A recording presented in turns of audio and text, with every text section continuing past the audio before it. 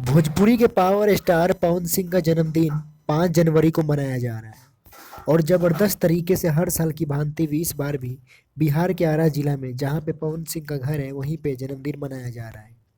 2023 की बात करें तो पवन सिंह की जिंदगी का सबसे बेस्ट साबित हुआ।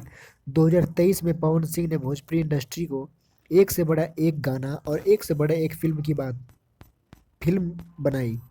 दोस्तों सन 2023 की बात करें तो सन 2023 में पवन सिंह ने हर हर गंगे फिल्म को रिलीज कर कर पूरे बिहार यूपी में तहलका मचा कर रख दिया। भोजपुरी में एक से बड़ा एक कलाकार चाहे खेसारी हो चाहे कोई भी कलाकार हो सबको टक्कर देते हुए पवन सिंह 2023 में दिखाई दिए।